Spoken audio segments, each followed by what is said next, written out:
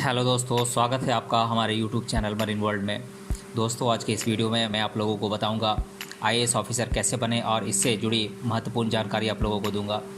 दोस्तों, वीडियो में आगे बढ़ने से पहले मैं आपसे रिक्वेस्ट करना चाहूँगा कि अगर आपने अभी तक इस चैनल को सब्सक्राइब नहीं किया है तो इसे ज़रूर सब्सक्राइब कर लीजिएगा और अगर वीडियो अच्छा लगे तो इसे शेयर ज़रूर कीजिएगा। तो चलिए दोस्तों, इस वीडियो को स्टार्ट करते हैं। संपूर्ण भारत भर में विभिन्न राज्यों में शासन व्यवस्था मौजूद है। इसके अलावा केंद्र शासित प्रदेश तथा भारत सरकार के अंतर्गत विभिन्न प्रशासकीय विभाग मौजूद होते हैं, जिनमें प्रशासकीय यंत्रणा को सुचारू करने का दायित्व संबंधित राज्य और केंद्र सरकार के अंतर्गत आता है। अधिकतर प्रशासकीय विभागों में उच्च स्तर पर अफसर आईएएस दर्जे के होते हैं, जिनके बारे में जानने की अधिकतर लोगों को उत्सुकता होती है। अगर आप भी जानना चाहते हैं कि आखिर क्या होता है आईएएस ऑफिसर तथा इस स्तर के अफसर को प्रशासन के कौन से विभिन्न पदों पर नियुक्त किया जाता है, तो ये वीडियो आपके लिए महत्वपूर्ण साबित होने वाला है।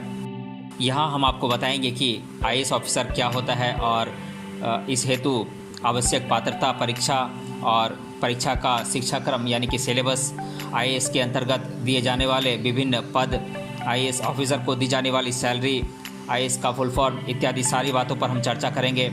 हमारा प्रयास होगा कि इस विषय से संबंधित सभी पहलुओं को आपके सामने रख सकें, जिससे आपको अधिक से अधिक फ़ायदा मिल सके। पहले हम आईएएस का फुल फॉर्म जान लेते हैं। अक्सर आप में से अधिकतर लोगों ने कई बार आईएएस शब्द को पढ़ा या सुना होगा, या फिर आपके जिला, शहर या राज्य में इस तरह के पद पर कार्य करने वाले अफसर लोगों को देखा होगा। अगर आपको अभी तक आईएएस का फुल फॉर्म पता नहीं है तो आपको बता दें कि आईएएस का फुल फॉर्म होता है इंडियन एडमिनिस्ट्रेटिव सर्विस, जिसका हिंदी में अनुवाद भारतीय प्रशासकीय सेवा होता है। भारत में इस पद को और पद पर कार्य करने वाले व्यक्तियों को काफ़ी प्रतिष्ठित माना जाता है, जिनका आमतौर पर आईएएस ऑफिसर के रूप में संबोधन किया जाता है। आगे हम इस पद से संबंधित और भी दिलचस्प बातों से आपको परिचित कराएंगे, जिससे आपके मन में बसे हुए ढेर सारे शंकाओं का समाधान भी होगा। अब हम आईएएस ऑफिसर बनने हेतु ली जाने वाली परीक्षा के बारे में जान लेते हैं। अगर आपके मन में सवाल होगा कि क्या करें जिससे आप भी भविष्य में आईएएस ऑफिसर बन सकें, तो आपको बता दें कि हर साल संपूर्ण भारत में संघ लोक सेवा आयोग यानी कि यूपीएससी के अंतर्गत परीक्षा का आयोजन किया जाता है। इस आयोग द्वारा भारतीय प्रशासकीय सेवा, भारतीय पुलिस सेवा, भारतीय राजस्व सेवा, भारतीय विदेश सेवा, सांख्यिकी विभाग, भारतीय वन विभाग आदि विभागों में विभिन्न पदों पर उच्च स्तरीय अफसरों के चयन की प्रक्रिया पूरी की जाती है। इस परीक्षा को मुख्य रूप से सिविल सर्विस परीक्षा यानी कि भारतीय नागरिक सेवा परीक्षा के नाम से भी जाना जाता है। भारतीय पुलिस सेवा, भारतीय प्रशासकीय सेवा, भारतीय विदेश सेवा तथा भारतीय राजस्व विभाग हेतु संयुक्त परीक्षा ली जाती है, जिसमें अंतिम प्राप्त अंकों के आधार पर उम्मीदवारों को विभिन्न विभागों हेतु चयनित किया जाता है। यहाँ पर श्रेणी के अनुसार प्रथम क्रम पर उच्च अंक प्राप्त उम्मीदवारों को भारतीय प्रशासनिक सेवा के लिए विकल्प दिया जाता है। इसके बाद अन्य विभाग के विकल्प होते हैं। अब हम आईएएस ऑफिसर बनने हेतु आवश्यक पात्रताओं को जान लेते हैं, यानी कि आईएएस ऑफिसर बनने के लिए क्या क्या एलिजिबिलिटीज़ की ज़रूरत होती है, इसे हम जान लेते हैं। बहुत बार कुछ उम्मीदवारों के मन में यह भ्रम रहता है कि आखिर किन पात्रता मानदंडों को पूरा करना होता है जिससे कि वो आईएएस की परीक्षा के लिए पात्र समझे जाएं। यहाँ हम आपको आश्वस्त करना चाहते हैं कि हम आपके उत्सुकता और शंकाओं का समाधान सही जानकारी के द्वारा आसान तरीके से करने का प्रयास करेंगे। तो अब हम इन पात्रताओं को एक एक कर जान लेते हैं।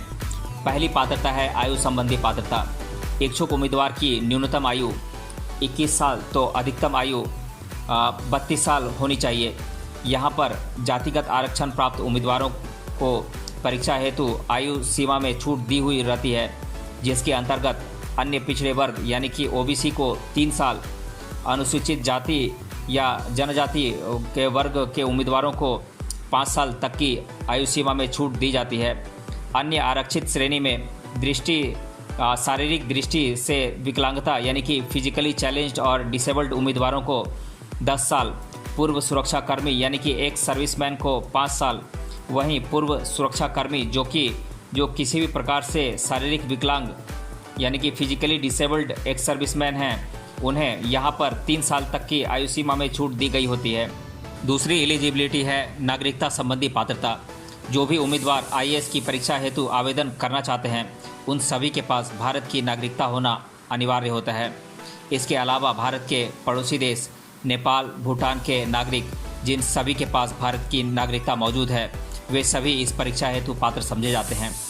अन्य नागरिकता मानदंडों के अनुसार जो नागरिक 1 जनवरी 1962 से पहले तिब्बत से विस्थापित होकर भारत में आकर बस गए थे तथा उनके पास भारतीय नागरिकता है वे सभी इस परीक्षा हेतु पात्र समझे जाते हैं। बात करें विश्व के अन्य देशों से विस्थापित हुए लोगों की तो पाकिस्तान, श्रीलंका, म्यांमार, पूर्वी अफ्रीका देश, Uganda, Kenya, Zambia, Malawi, Tanzania, Ethiopia, जायरे तथा एशियाई देश वियतनाम से आकर भारत में बसे हुए लोग जिनके पास भारत की नागरिकता होती है वे सभी इस परीक्षा हेतु पात्र समझे जाते हैं। तीसरी एलिजिबिलिटी है शिक्षा संबंधी पात्रता। यहाँ हम आपको बताएंगे कि शिक्षा से जुड़ी किन पात्रताओं को आपको पूरा करना होता है जिसके द्वारा आप आईएएस के लिए पात्र समझे जाते हैं। इनमें कुछ बातें शामिल हैं। मैं इन बातों को एक एक कर आप लोगों को बता देता हूँ। जब बात शिक्षा से जुड़ी पात्रता की हो तो यहाँ समझना होगा कि आप आईएएस के लिए इच्छुक हैं तो आपने न्यूनतम स्नातक या बैचलर डिग्री को उत्तीर्ण किया होगा। यहाँ पर स्नातक की डिग्री आप किसी भी शिक्षा धारा से उत्तीर्ण किए हैं तो भी आप पात्र समझे जाते हैं। इसका मतलब यह है कि आयोग ने किसी भी विशिष्ट शिक्षा धारा से अनिवार्यता नहीं रखी है। इच्छुक उम्मीदवार को स्नातक की डिग्री को किसी भी मान्यता प्राप्त यूनिवर्सिटी से उत्तीर्ण करना आवश्यक होता है। इसका मतलब जहां से भी आप स्नातक की डिग्री को उत्तीर्ण कर चुके हैं वे यूनिवर्सिटी यूजीसी के अंतर्गत होनी चाहिए। स्नातक के अंतिम वर्ष में पढ़ाई कर रहे छात्र भी आईएएस परीक्षा के लिए आवेदन कर सकते हैं। यहाँ यह बात महत्वपूर्ण होती है कि अंतिम चयन प्रक्रिया तक ऐसे उम्मीदवारों को स्नातक के अंतिम वर्ष को सफलतापूर्वक पूरा कर लिया होना चाहिए। चौथी एलिजिबिलिटी है परीक्षा हेतु प्रयास की सीमा यानी कि नंबर ऑफ अटेम्प्ट्स की लिमिट।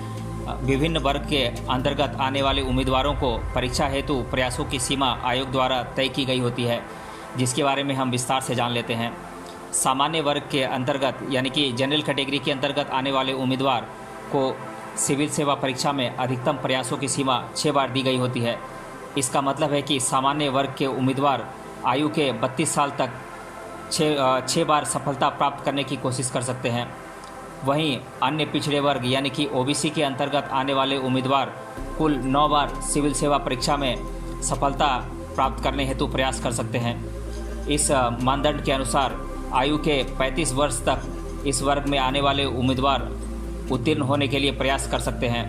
अनुसूचित जाति या जनजाति वर्ग के उम्मीदवार को यहाँ पर सिविल सेवा परीक्षा में प्रयास करने हेतु कोई सीमा नहीं होती है, जिसका स्पष्ट रूप से यह अर्थ है कि इस वर्ग के अंतर्गत आने वाले उम्मीदवार अपने आयु के 37 साल तक इस परीक्षा में सफलता प्राप्त करने हेतु प्रयास कर सकते हैं।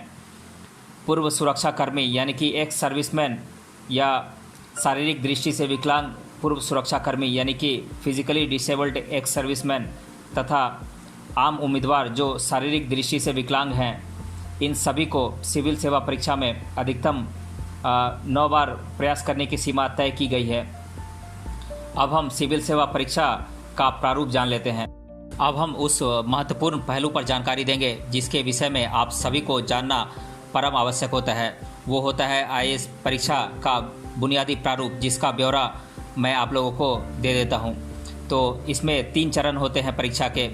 पहली चरण की परीक्षा होती है पूर्व परीक्षा यानी कि सिविल सर्विस प्रिलिमिनरी एग्ज़ाम यानी कि पीटी का एग्ज़ाम होता है, और दूसरा चरण होता है मुख्य परीक्षा का यानी कि मेंस एग्ज़ाम, और तीसरा चरण होता है साक्षात्कार का यानी कि इंटरव्यू।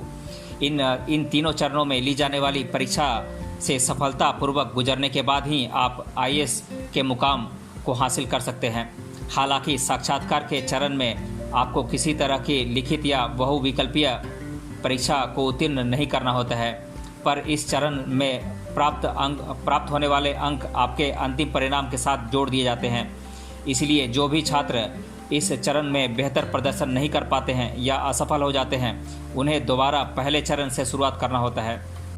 पूर्व परीक्षा यानी कि प्रिलिमिनरी एग्ज़ाम का प्रारूप बहुवैकल्पिक तौर पर होता है, यानी कि मल्टीपल चॉइस क्वेश्चन के तौर पर होता है, जहां आपको दिए गए सवाल के लिए 4 विकल्प मौजूद होते हैं।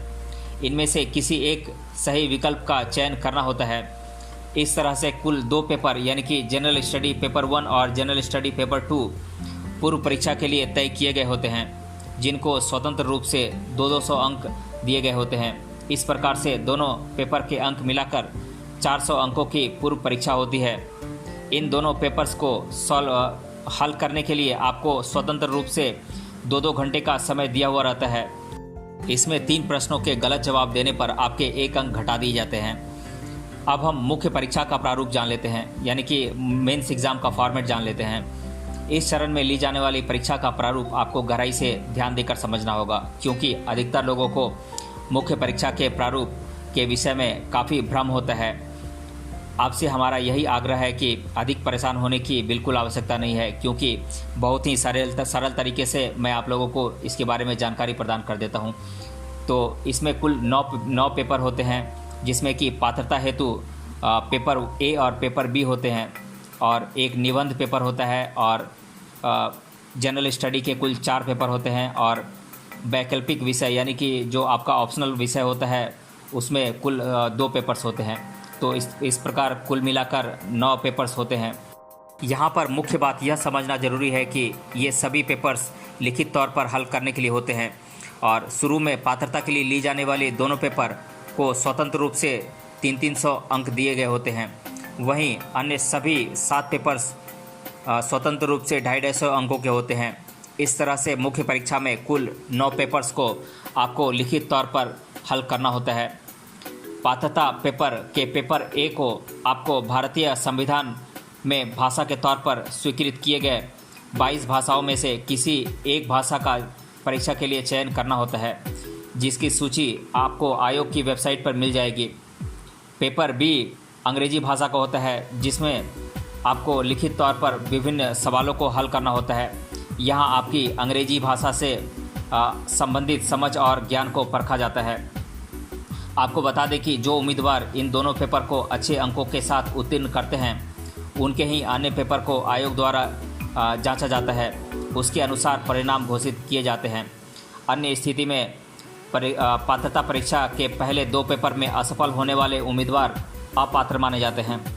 आगे आपको कुल 7 पेपर्स को उत्तीर्ण करना होता है, जिसका प्रारूप लिखित तौर पर होता है, जिसमें मुख्यतः पेपर निबंध पेपर होता है, और जनरल स्टडीज़ के 4 पेपर होते हैं, और वैकल्पिक विषय यानी कि ऑप्शनल के 2 पेपर्स होते हैं।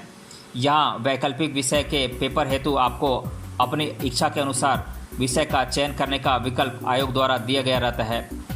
इसके लिए आपको आयोग द्वारा वैकल्पिक विषय की सूची आधिकारिक वेबसाइट पर मौजूद कराई जाती है। और तीसरा चरण है साक्षात्कार का, यानी कि इंटरव्यू का।